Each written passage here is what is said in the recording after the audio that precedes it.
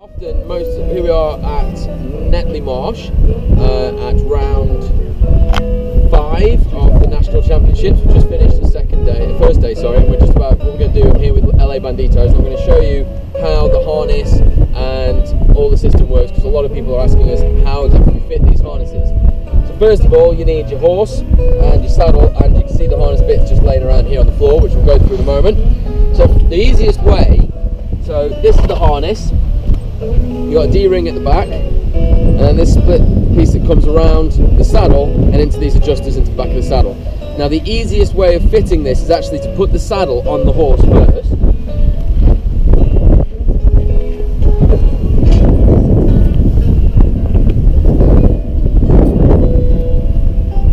Then thread the two ends from the back of the horse, back of the saddle, through to the front. Making sure when you do so that there's no twists or anything in the actual webbing as it goes through the gullet of the tree. Then you pull the D so that the adjuster is on the back of the seat there.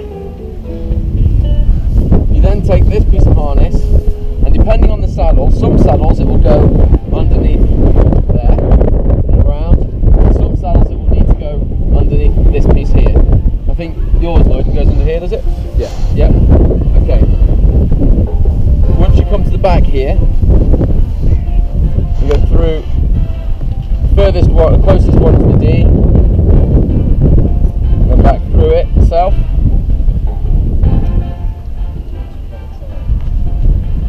It says, dead easy. Super simple, easy idea.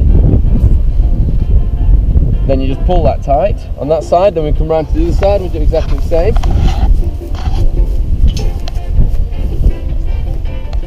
And this isn't blue Peter, so I don't have one that I made earlier. So again, through the closest one to the D, there's no twists, back on itself, and then pull it tight. And both these adjusters should be tight. That gives the D some anchorage against the harness onto the saddle. Now, and if we lift this up, you'll see that the harness then runs through there. So we're going to put that on, and then we'll put the saddle on. I'm just going to make that a little bit tighter. And you may find, when you first put this on, after you use it, you may find that the D starts to pull out a little bit. You just have to adjust it up at that stage. Okay, so then we put on the breastplate. You want to do these? 1, 2, 1, 2, 3. Which go on there. This is a 3-point breastplate, but a lot of people use 5-point breastplates. That's the one with the point that comes back to the girth here. That gives you a little bit more stability. If there is any pull which may move the saddle, it will come onto the breastplate, and therefore it won't put too much effect on the horse's back. Most of the time, however, we don't find a lot of problem with the saddles moving. The only time you do have a bit of a pull is when the horses are really racing at the top level. Then you might find the saddle moves a little bit, but the rider normally recompensates for that. So then we'll pop the girth on, and I am aware I'm on the wrong side of the horse when I'm doing this, but this is just for an example. And we're not going to do this overly tight. Although you are going to ride off, aren't you? We'll do it a little bit tight, so it's going to be over stuff. So just come round to the other side.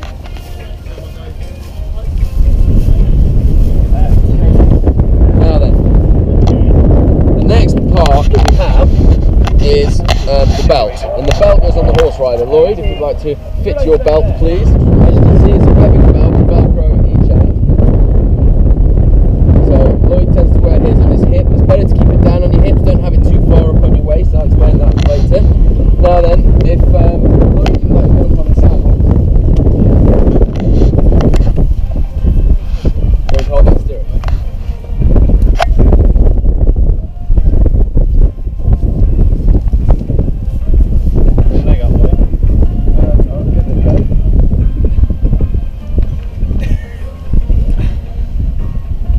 That went well. So there we have at the moment. We've got the 2 Ds on the system. We have the one on the saddle and the one on the rider. Then we attach our boarder's handle.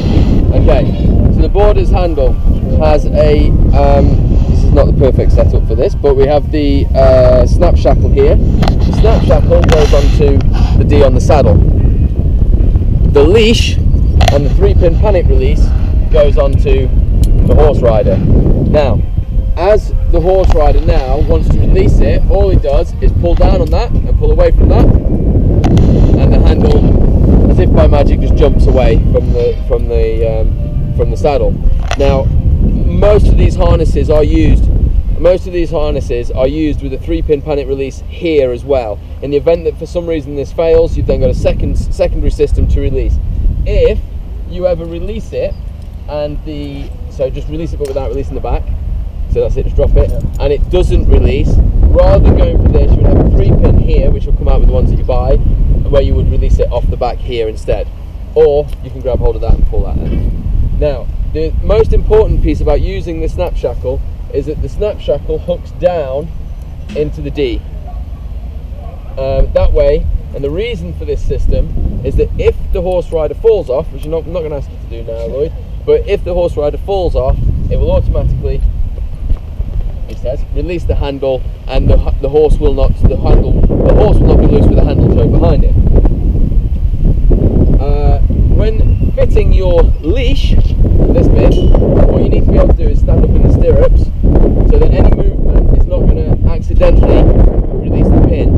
If, when you are towing somebody, that this does accidentally release the pin, and the board rider doesn't release it, this happens, the board rider should drop it straight away and shout release, then to prevent the horse rider being pulled off, if that pin puts pressure on it, that pin will just rip straight out of this, and you'll need to buy a new one of these, which we sell for £4, which is a very reasonable price. Okay then, so harness is £15, this piece of metalwork is 25, and then the handles are separate. So hopefully that explains. So have you got a board? So once you're hooked on, like so, we're just going to get our willing volunteer here to test how we fit this. I don't have to go far.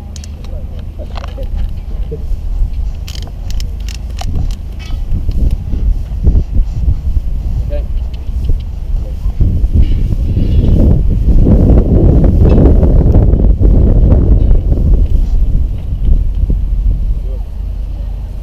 These come back to me. So if you do have any more questions about horseboarding or want to get involved with horseboarding as a sport, or to get your equipment, contact us at horseboardinguk.org.